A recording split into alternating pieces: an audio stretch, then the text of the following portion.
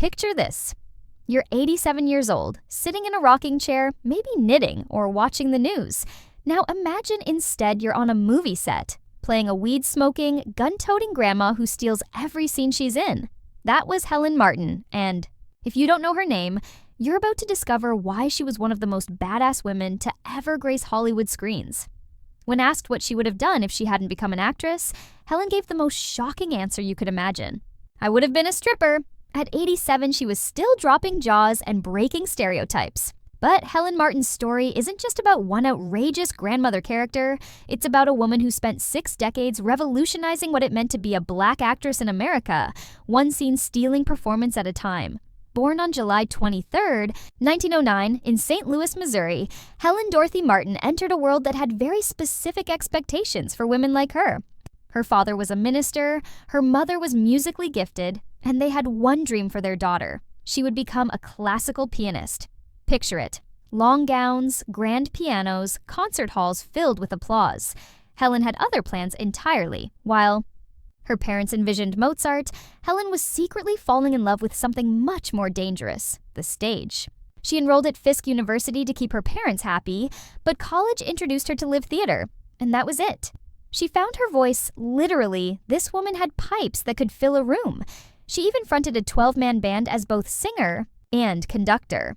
But when the pull of performance became too strong to ignore, she made the decision that would change everything. She dropped out and headed north. This wasn't some fairy tale journey to Broadway stardom. The Great Depression was crushing dreams left and right, so Helen kept herself alive working as a domestic worker while hustling for her big break. She worked at the post office, Western Union, box factories, hotels, whatever it took to survive while chasing her passion. Most people would have given up, but Helen Martin wasn't most people. In 1939, everything started clicking. She joined the Rose McClendon Players in New York City, one of the few spaces creating real opportunities for Black performers. But Helen wasn't content just acting in other people's visions. She wanted to build something. So, in 1940, she helped co-found the American Negro Theater in Harlem, alongside powerhouses like Abram Hill and Frederick O'Neill. This wasn't just a theater company, it was a revolutionary act of creation, giving Black artists a platform when mainstream theater was still slamming doors in their faces. Then came 1941 and her big Broadway break. Orson Welles' staging of Native Son, where she played Vera Thomas alongside the legendary Canada Lee. That role launched her into the stratosphere. She toured internationally, became a Broadway regular, and proved she could handle everything from Harlem soul to French existentialism. The woman had range that most actors could only dream of. Here's what made Helen Martin special.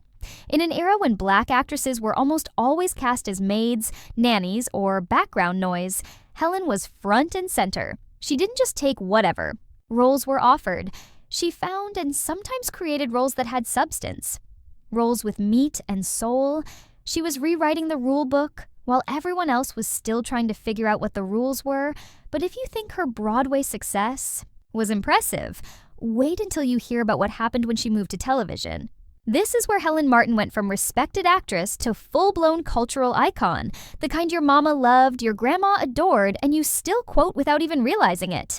Her first major screen role came in the 1970s with Cotton Comes to Harlem, a film that was loud, proud, and unapologetically Black. Helen played a church sister, yes, church hat and all, alongside legends like Ossie Davis and Red Fox. It was a small role, but like everything Helen touched, she made it unforgettable. Then came That's My Mama, where she stepped into sitcom territory and immediately made her mark. This opened the floodgates. Helen started appearing in everything that mattered in the 70s, Policewoman, Starsky and Hutch, you name it, she was there. But here's the thing, her performances weren't just filler. Audiences genuinely loved her. She had this perfect balance of sass and warmth with a side eye sharp enough to cut glass. And then came Good Times and the birth of Weeping Wanda. Helen first appeared as a one-off character, but producers and viewers saw the magic immediately. They brought her back not once, not twice, but 7 more times. Her character evolved into Weeping Wanda, the neighbor who showed up to every funeral, every tragedy, every sad moment in the building, dramatically crying like she was auditioning for an Oscar even when the situation didn't call for it. It was comedy gold, and audiences couldn't get enough.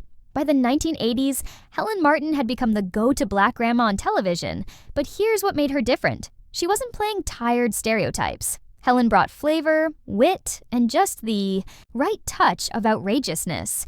She was bouncing from dramas like Hill Street Blues to comedies like Alice and the Jeffersons like it was nothing. One minute she's tugging at your heartstrings, the next she's making you spit out your drink laughing. But everything changed in 1985 when she landed the role that would define her legacy. Pearl Shea in 227. If you've ever seen this show, you know Miss Pearl, binoculars in hand, nosy energy dialed up to 11, sassy one-liners for days. She was the neighbor who knew everybody's business and wasn't shy about sharing it. Helen played Pearl across more than 115 episodes, making her a fixture in black households across America.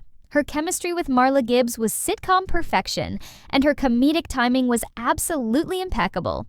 Pearl Shea wasn't just comic relief, she was the soul of the show. She was elderly, sure, but had more energy than half the younger cast. Always on the go, always throwing shade, always showing up when the tea was hottest. For viewers, Helen Martin became more than just an actress. She was that cool auntie grandma figure who reminded you of somebody in your own life. Just when you thought she'd reached her peak, Helen said, "Hold my purse," and delivered what might be her most iconic performance. In 1996, at 87 years old, she absolutely demolished her role in Don't Be a Menace to South Central while drinking your juice in the hood.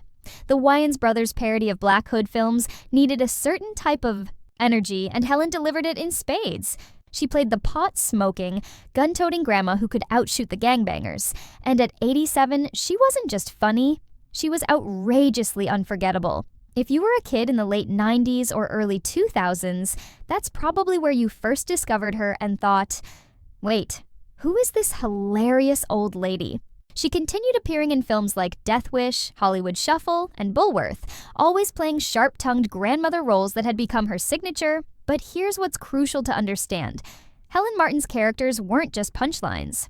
She had a way of injecting genuine heart into every role, even the wildest ones. Whether she was the grieving neighbor, the nosy friend, the sassy church lady, or the weed-blazing granny, she brought something real to it. Her work didn't just make people laugh. It paved the way for an entire generation of performers. For someone who had the entire country cracking up every time she hit the screen, Helen kept her personal life remarkably private. She never married, never had children, and wasn't caught up in celebrity drama. She said, "You can have the gossip, I'll take the gigs." But don't mistake her quiet personal life for loneliness. Helen had close bonds in the industry, especially with her 227 co-star Marla Gibbs. Their on-screen chemistry was so natural because it was rooted in real friendship. Let's talk about longevity. For a moment, Helen Martin stayed active in Hollywood for over 60 years, from the Great Depression to the new millennium.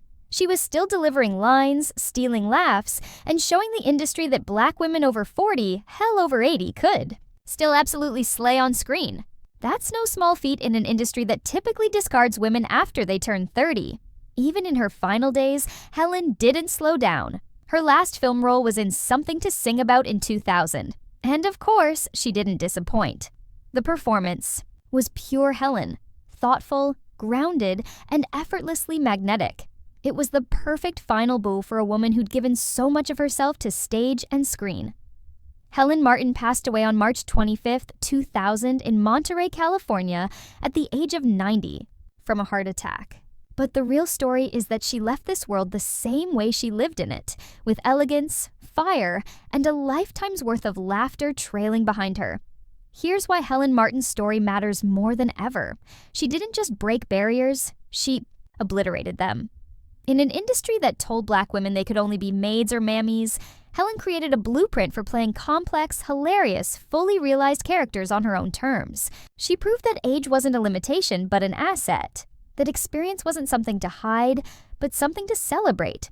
Every time you see a sassy grandmother character on television today, every time you watch an older black actress command a scene with nothing but attitude and perfect timing, you're seeing Helen Martin's influence. She didn't just entertain us, she expanded what was possible. She took the narrow roles society offered black women and made them bigger, funnier, more human, and infinitely more memorable. Helen Martin was Broadway's quiet trailblazer. television's secret weapon, and the hood's favorite grandma all rolled into one unstoppable force. She spent 60 years proving that talent, determination, and a little bit of sass could overcome any obstacle Hollywood threw her way. At 87, she was still making us laugh, still breaking stereotypes, still showing everyone how it's done. The next time you're watching an old sitcom and you see that perfect grandmother character who steals every scene, remember Helen Martin. Remember the woman who turned being nosy into an art form, who made growing old look like the most fun you could possibly have, and who proved that sometimes the best revenge against a world trying to limit you is simply refusing to be limited. Continue. To rest in power, Helen Martin, one of the funniest, boldest, most unforgettable queens to ever grace our screens.